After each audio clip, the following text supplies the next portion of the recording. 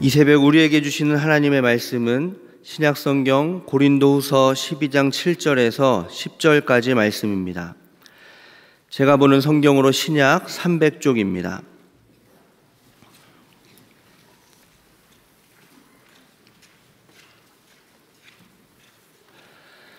고린도후서 12장 7절에서 10절까지 말씀을 한 절씩 교독하겠습니다.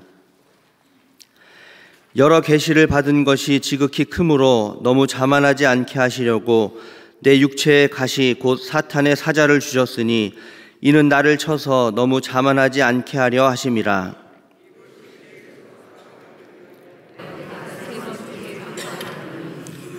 나에게 이르시기를 내 은혜가 내게 족하도다.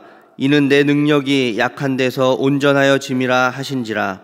그러므로 도리어 크게 기뻐함으로 나의 여러 약한 것들에 대하여 자랑하리니 이는 그리스도의 능력이 내게 머물게 하려 함이라.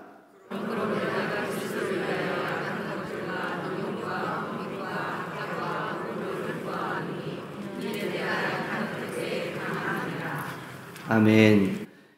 기도하겠습니다. 하나님,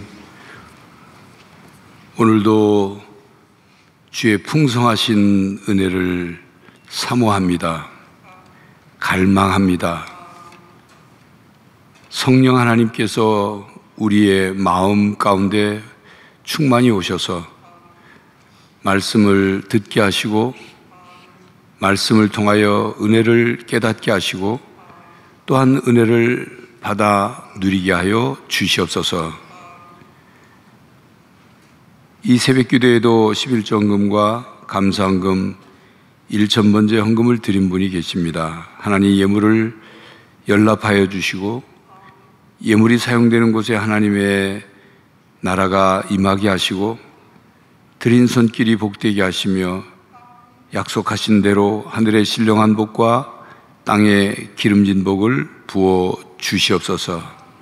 늘 우리 모두 주님 앞에 감사하며 자원하는 마음으로 주께 섬기고 봉사하는 우리 모두가 되게 하여 주시옵소서. 예수 그리스도의 이름으로 기도하옵나이다. 아멘. 오늘 아침에 나오면서 그 기온을 보니까 마이너스 8점 몇 도예요. 올 겨울 들어서 아마 제일 춥지 않을까. 내일은 좀 더 춥다고 그럽니다. 눈도 그래서 찾기 어렵고 또 그래서 못 오신 분들이 있는데 집에서 유튜브로 이제 보시면 더 집중해서 말씀을 들으시기를 바랍니다. 오늘 본문 말씀은 사도 바울의 육체의 가시에 관한 고백과 간증의 말씀이죠. 7절에 보면 여러 계시를 받은 것이 지극히 크므로 너무 자만하지 않게 하시려고 내 육체에 가시 곧 사단의 사자를 주셨으니, 하나님이 바울에게 육체의 가시를 주셨다, 이렇게 고백을 합니다. 이 육체의 가시가 무엇이냐에 대한 부분은 성경에 정확하게 기록이 나와 있지 않습니다. 사도 바울이 어떤 서신에서 혹은 고린도 서신뿐만 아니라 다른 서신에서 내 육체의 가시는 이런 거다 명확하게 얘기하지 않았기 때문에 교회사의 많은 이제 학자들이나 또 초대 교부들도 마찬가지고 그 육체의 가시가 무엇인지를 이제 나름 근거를 가지고 나름 추측해서 설명을 했는데 아주 다양합니다.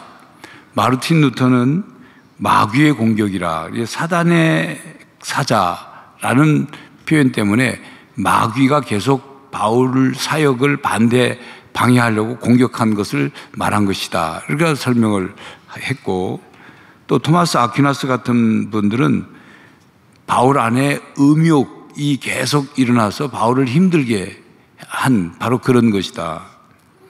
또 크리소스톰은 반대파의 공격을 육체의 가시라, 사단의 사자라고 한 것이라고 설명을 했고, 바르톨리누스는 히스테리나 우울증, 바울에게 나타난 히스테리나 우울증이 있었을 것이고 그것을 육체의 가시라고 말한 것이다 설명을 했고요. 제롬이라는 교부와 터툴리안이라는 교부는 두통이다. 바울에게 계속 두통이 찾아와서 그것이 육체의 가시로 표현한 것이다. 라이트푸트는 간질이다, 간질. 사도 바울이 간질이 있어서 어느 사역을 하다가 갑자기 이렇게 쓰러진다든지 그랬던 것이 아니냐. 램지라는 학자는 말라리아다. 또 파렐은 안질이다. 굉장히 다양하죠.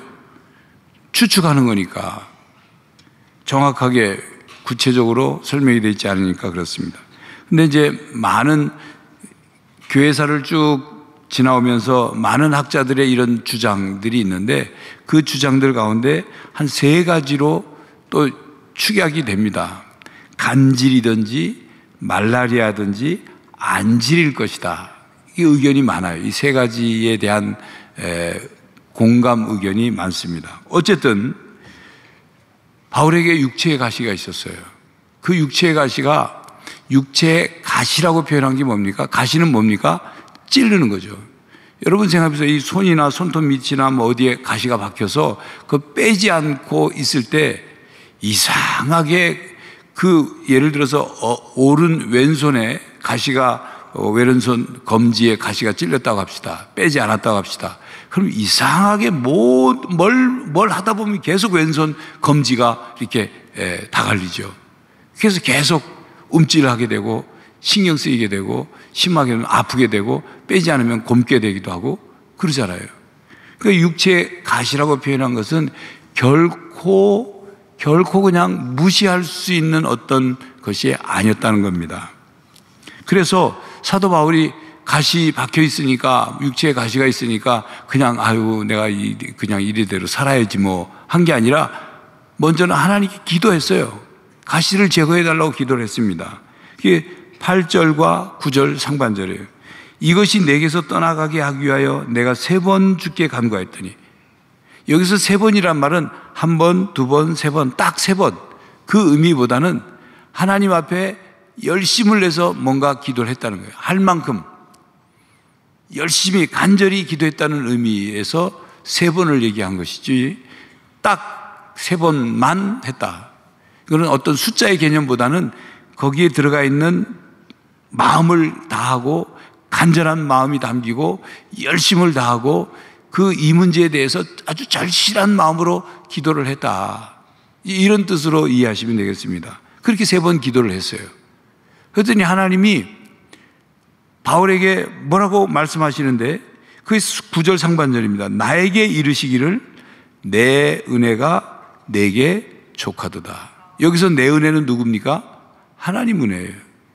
하나님 은혜. 내 은혜가 내게 족하도다가 바울이 자기 은혜가 자기에게 족하다는 뜻이 아닙니다. 하나님의 은혜가 바울에게 족하다.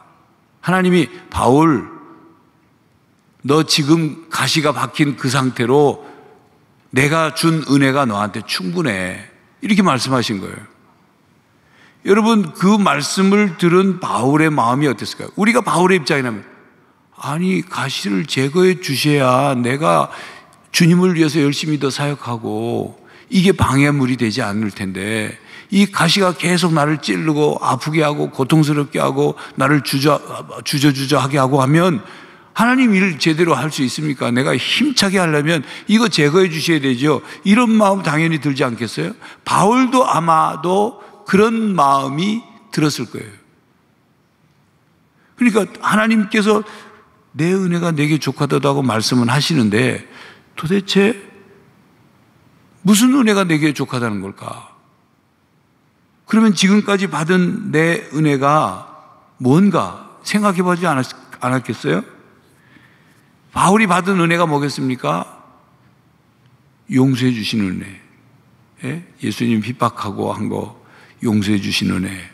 구원해 주신 은혜, 또 부르셔서 사도를 그 직을 맡겨주신 은혜, 또 때를 따라 그 계속 인도하시고 도우신 은혜, 또 사역 중에 하나님의 능력이 나타나게 하신 은혜, 뭐 이런 많은 일일이 말할 수 없는 많은 은혜가 있죠. 그 은혜들을 한번 바울이 쭉 기억하고 되새겨 봤을 것입니다. 그럼에도 불구하고 바울의 마음속에 가시 이거 제거해 주시면 좋은데 가시를 제거해 주시지 않고 충분하다. 내 은혜가 너한테 충분해, 좋게. 왜 이렇게 말씀하셨을까? 생각해 보지 않았겠어요? 뭔가, 그럼 하나님이 이 가시를 통해서 뭔가가 있다는 말인가? 이 육체의 가시가 나한테 또 다른 하나님의 은혜를 주신다는 말씀인가? 이렇게 생각하고 깨달아 나아갔겠죠. 여러분, 우리가 은혜를 받는 것도 깨달음이라고 그랬어요. 아무리 은혜가 택배로 도착해도 찾아가지 않으면, 깨달아서 내 것이다 하고 찾아가지 않으면 내 은혜가 못 되는 거예요. 그냥 스쳐 지나가는 거죠. 그런데 이런 내용도 마찬가지예요. 우리가 깨닫기 위해서 생각하고 고민하고 질문하고, 이게 신앙생활에 매우 중요한 겁니다. 흔히 이제 무조건 믿어 이 말이 맞는 말이기도 하지만 그 말을 자칫 오해하면 생각도 하지 말고 그야말로 막 그냥 믿어. 예? 이렇게 받아들이면 신앙이 처음은 출발할지 모르지만 그 위 단계로 성숙하지 않아요. 생각하고 질문하고 깨닫고 그러면서 믿음이 자라고 은혜가 풍성해지고 또 우리의 신앙이 성숙해지는 겁니다. 그래서 바울은 육체의 가시를 통해서 하나님의 은혜를 배우게 된 겁니다. 하나님의 은혜가 육체의 가시를 통해서도 있다는 말인가? 이 육체의 가시까지도 나에게 족한, 나에게 풍성한 은혜란 말인가? 이런 질문과 함께 여기에 뭔가 새로운 은혜가 있나 보다. 이 육체의 가시를 통해서 하나님이 뭔가를 나에게 깨닫게 해주시고 주시려고 하는 은혜가 있나 보다. 이렇게 찾아 나간 겁니다. 육체의 가시를 제거해 주시지 않으면 그 육체의 가시를 통해서 하나님이 뭔가를 하시고자 하시는, 뭔가 역사하시고자 하시는 뭔가 있나 보다. 이렇게 깨달아 나간 겁니다. 그래서 바울에게 있는 이 육체의 가시는 하나님의 은혜가 된 겁니다. 그 은혜를 바울은 그렇게 표현하고 있지 않지만 그 은혜를 우리가 정리해서 가시의 은혜라, 가시 같은 은혜라, 가시를 통해서 주시는 은혜라, 이렇게 표현하는 겁니다. 사랑에는 많은 색깔이 있다는 말씀도 드렸고, 또 사랑에는 여러 가지 맛이 있다고 표현하면서 하나님의 은혜도 다양한 맛이 있다고 말씀을 드렸습니다.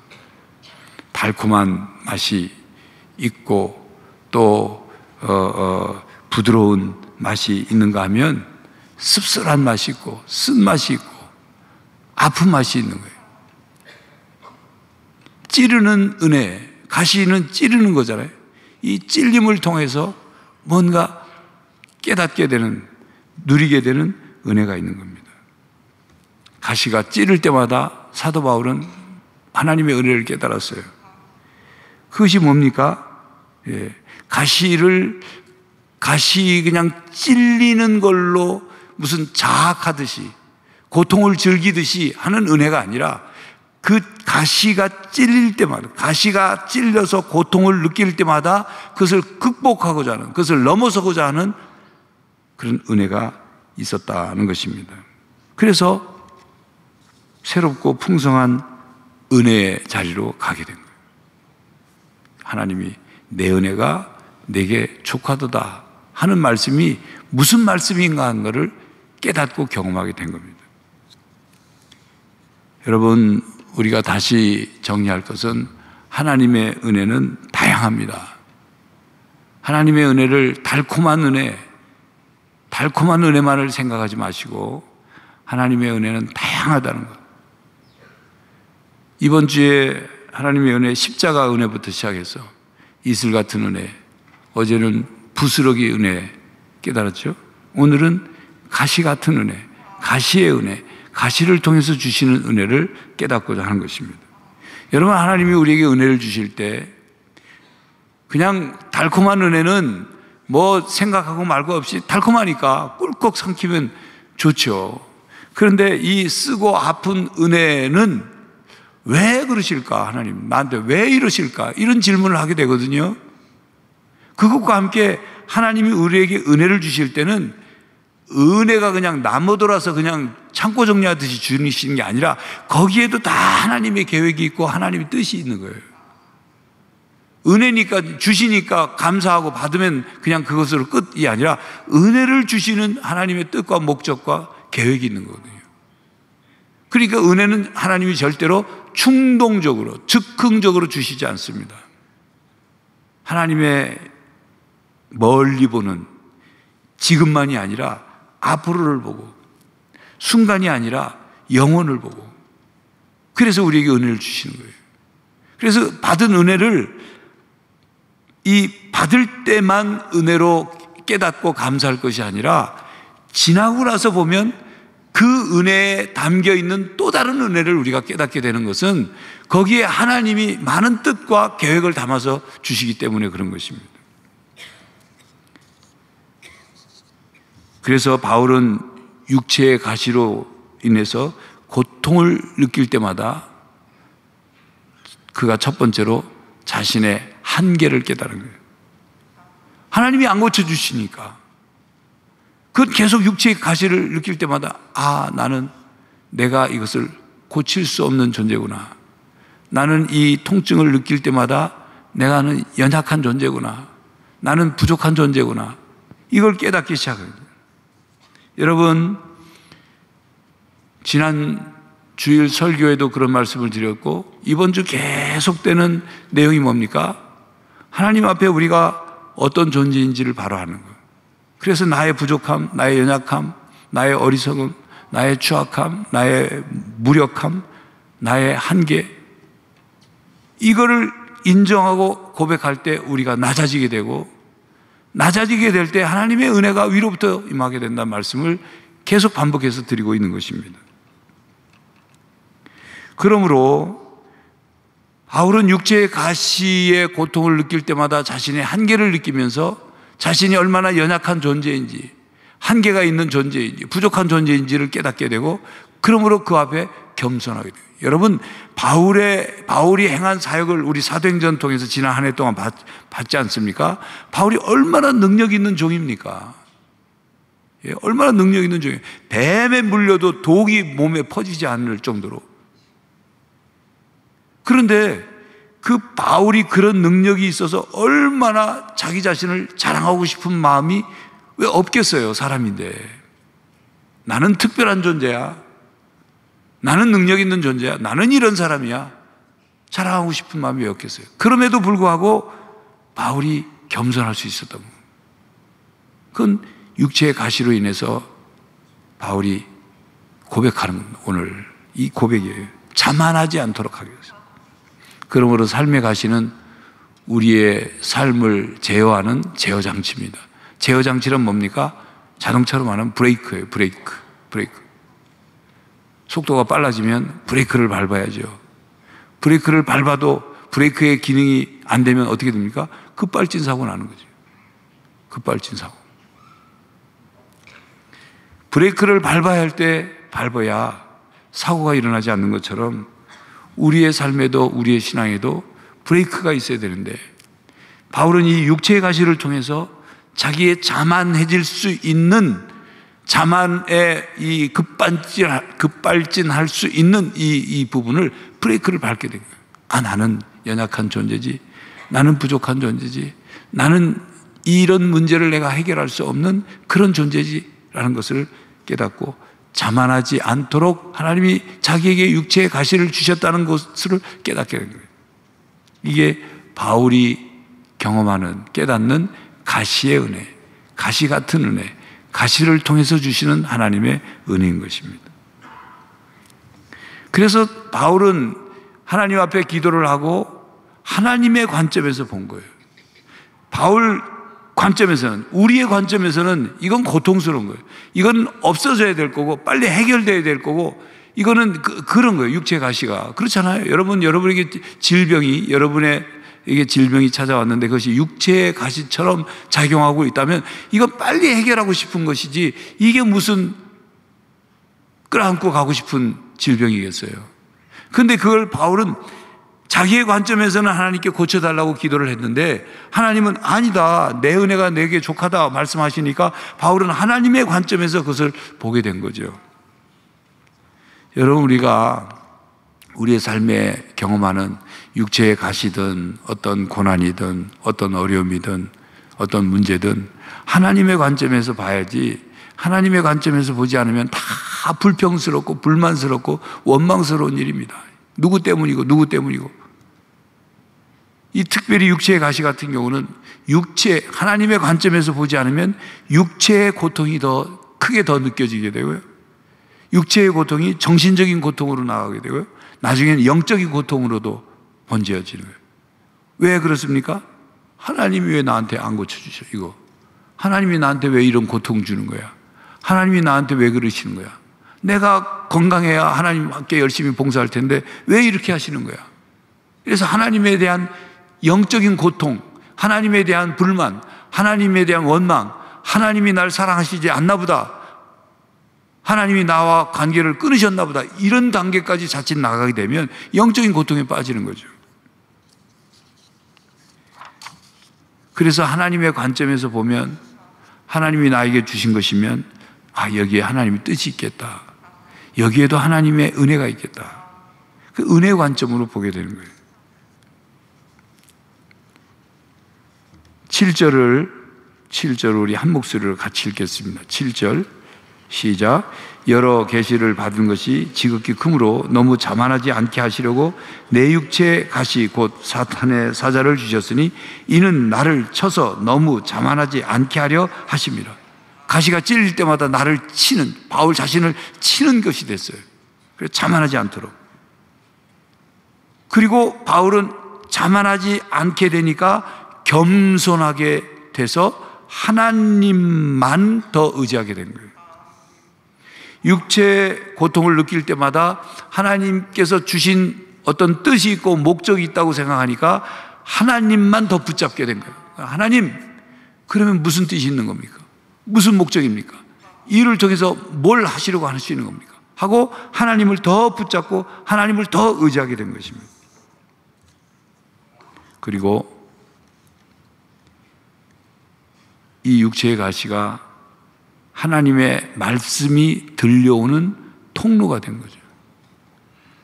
육체의 가시가 해결되지 않아서 하나님께 3번 기도했다고 했죠. 그러니까 하나님이 뭐라고 말씀하세요? 내 은혜가 내게 족하도다 말씀하셨죠. 말씀을 듣게 됐어요. 그렇게 깨닫게 된 거죠. 만약에 하나님이 아무 말씀 안 하시고 육체의 가시도 제거해 주시지 않고 그냥 아무 말씀 안 하시고 계셨다면 바울의 깨달음이, 이런 깨달음이 없을 수도 있잖아요. 근데 말씀을 들으니까 육체의 가시 때문에 하나님의 말씀을 듣는 통로가 된 거예요. 하나님께 나아가게 되니까, 겸손히 하나님을 의지하게 되니까.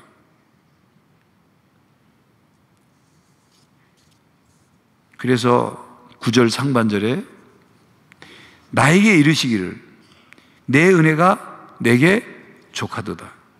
이는 내 능력이 약한 데서 온전해짐이라 하시니라. 하나님이 말씀하시는 것을 듣게 되고, 그 들으니까 아하, 이것을 통해서, 이 내 연약함을 통해서 하나님의 능력이 온전해지는 거구나, 그걸 깨닫게 된 거죠. 여러분, 우리의 신앙생활은 늘 말씀을 통해서 신앙생활이 깨달아지고 성장하고 역사합니다. 성령 하나님도 늘 하나님 말씀을 통해서 역사합니다. 혼자 말씀과 떠나가지고 어디 기도원 가서 신비 체험하면 그게 될 그런 경우는 거의 다 이단으로 빠지게 돼요. 신비주의에 빠져가지고 자기 웅덩이에 빠져서 거기서 나오지 못하게 되는 거예요.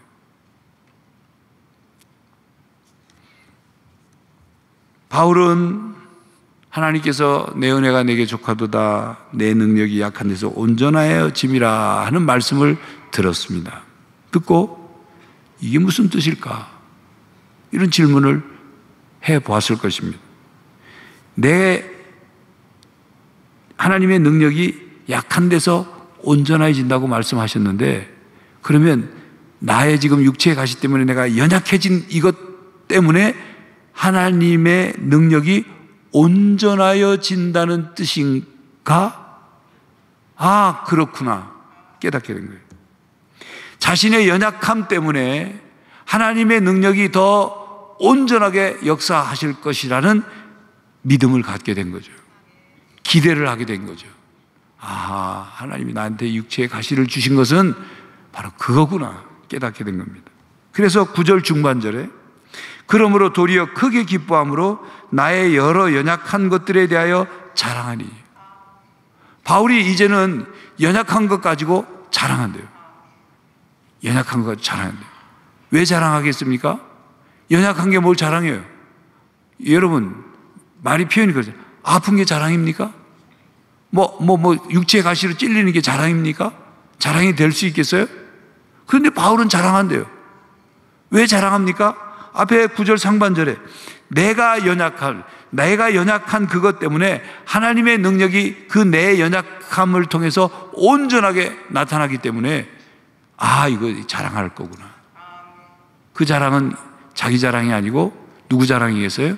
하나님 자랑이죠. 그리고 9절 하반절에 이는 그리스도의 능력이 내게 머물게 하려 함이라. 하나님의 능력이 약한 데서 온전하게 나타나는데 9절 하반절에 보니까 그리스도의 능력이 내게 머물게 하려 함이라. 하나님의 능력이 온전하게 나타나기 위해서 그리스도의 능력이 내게 머물게 된다. 머물게 하려 함이라. 머물게 된다. 머물 것이다. 그런 뜻이에요. 여기서 머물다는 말의 뜻은요, 그 뜻은 머문다 아니 그 뜻은 장막을 친다 하는 뜻이에요. 장막을 거주지로 삼는다 뜻이에요. 그냥 잠깐 여행 나그네가 잠깐 머문다는 뜻이 아니라 집을 짓고 거기에 산다는 의미의 단어예요. 그러니까 내가 연약한 것 때문에 그리스도의 능력이 내 안에 들어와 집을 짓고 머무르는 거예요. 주님의 능력이 내 안에 살아있게 된다. 그런 뜻이에요. 바울의 연약함은 곧 그리스도의 능력이 머무는, 거주하시는, 그리고 함께 하시는 자리가 된 겁니다. 그러니까 바울이 이 육체의 가시에 대해서 하나님의 은혜로 받고 깨닫게 된 거죠. 그러므로 바울은 육체의 가시를 통해서 하나님을 전적으로 의지해야 함을 더욱더 깨닫고 경험하게 된 거죠. 아, 그렇구나. 이 육체의 가시가 나를 아프게는 하지만 이것 때문에 나 하나님을 더 의지하고 그리고 그냥 전적으로 의지하게 될 때 나는 연약하지만 내 안에 계신 그리스도의 능력이 온전하게 드러나는 거구나.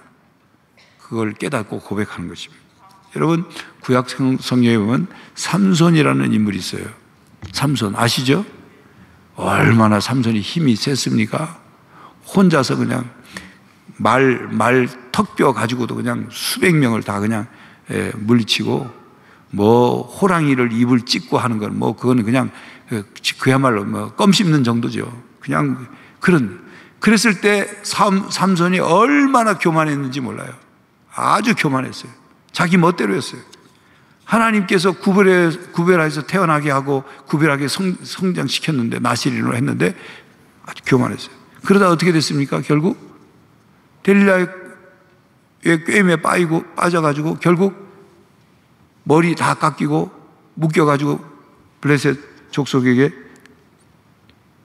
포로로 끌려갔잖아요. 그래서 뭐 했습니까? 눈 빼고 묶어가지고 연자맷돌 짐승이 돌리는 거를 그러니까 삼손이 하나님의 사람이 짐승이 돼버린 거예요. 이제 그렇게 돼서야 삼손이 뒤늦게 깨닫잖아요. 아, 이게 아니었구나. 이게 아니었구나. 내 능력이 아니었구나. 내가 강한 게 아니었구나. 하나님이 떠나시니까 사실 여러분 삼손을 머리털 깎으니까 힘이 빠졌다? 이거 아닙니다. 성경을 잘 보시면 하나님의 능력이 빠져나가신 거예요. 삼손이 그러니까. 그리고 이제 삼손이 연자맷돌을 돌리면서 머리카락이 자랐겠죠. 그런데도 예전에 힘이 안 나왔거든요.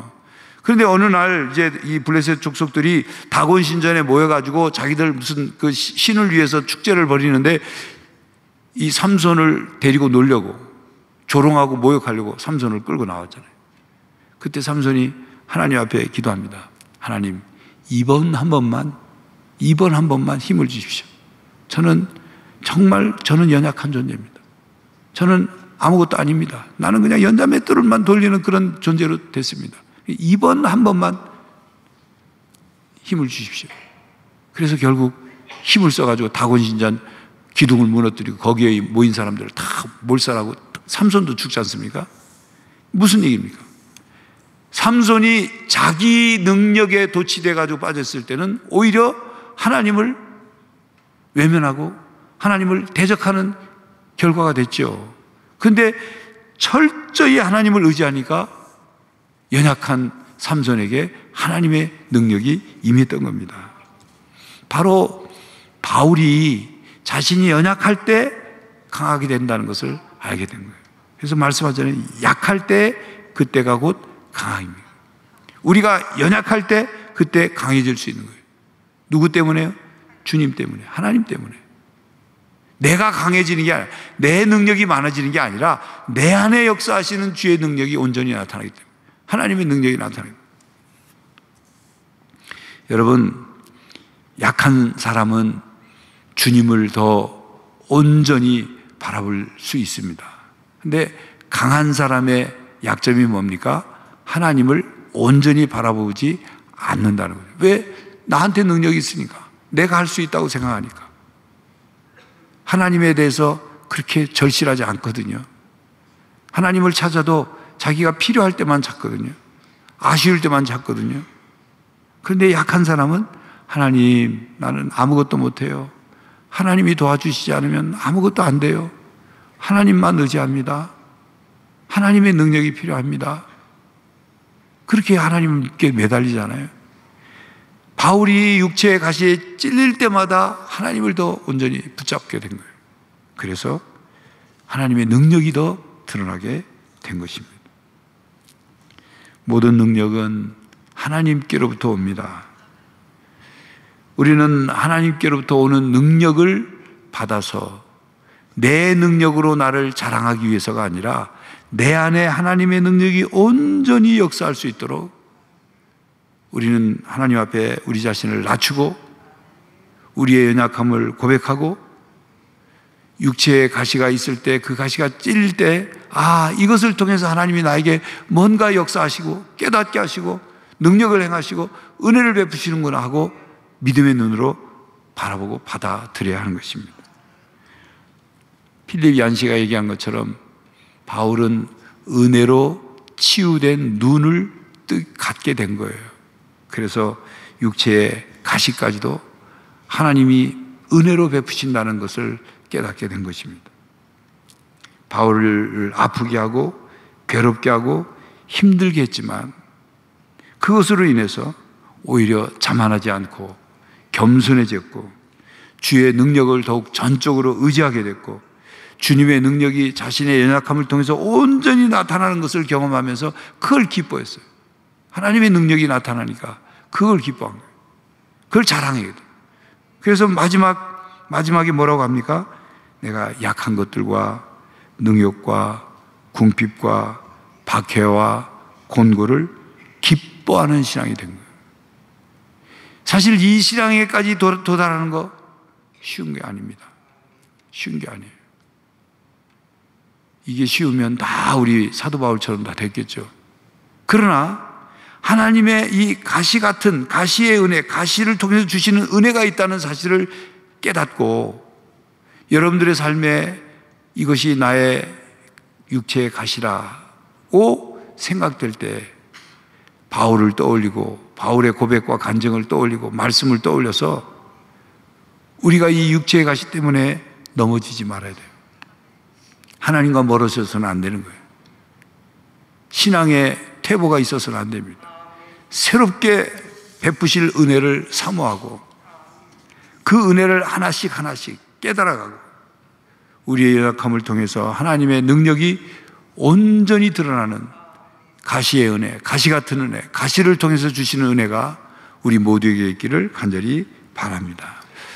이제 제가 마무리 기도하고 또 여러분들 개인 기도하실 텐데 오늘 주신 말씀을 깨닫고 나에게 꼭 육체의 가시뿐만 아니라 삶의 어떤 가시, 사람이 나에게 가시처럼 작용할 수도 있고요, 물질이 나에게 가시처럼 작용할 수도 있고요, 질병이 나에게 가시처럼 작용할 수도 있고요, 그 세상에 어떤 것이 나에게 가시로 계속 빠지지 않고 고통을 줄 수 있는데 그 가시를 통해서 하나님이 나에게 베푸시는 은혜를 깨닫게 해달라고, 누릴 수 있게 해달라고, 그런 신앙의 단계로 나갈 수 있게 해달라고 성령님의 도움을 구하는 기도를 꼭 드리시고 또한 나라를 위해서도 꼭 기도하시기를 바랍니다. 기도하겠습니다. 하나님, 사도 바울을 통해서 가시 같은 은혜, 가시를 통해서 주시는 은혜를 깨닫습니다. 하나님의 은혜가 달콤한 은혜가 있는 것만 아니라 씁쓸하고 쓴 은혜도, 괴로운 은혜도 있음을 깨닫습니다. 그러나 그 괴로움에 머물지 않고 기뻐하는 일로, 감사하는 일로, 풍성한 은혜를 누리는 일로, 하나님의 능력이 드러나는 일로 나아갈 수 있도록 저희들을 사용하여 주시옵소서. 저희들의 믿음이 자라게 하여 주시옵소서. 성장 성숙하게 하여 주시옵소서. 하나님의 관점에서 보게 하시고 은혜의 관점에서 보게 하여 주시고 하나님의 은혜를 은혜로 받고 깨닫고 누릴 수 있게 하여 주시옵소서. 예수 그리스도의 이름으로 기도하옵나이다. 아멘.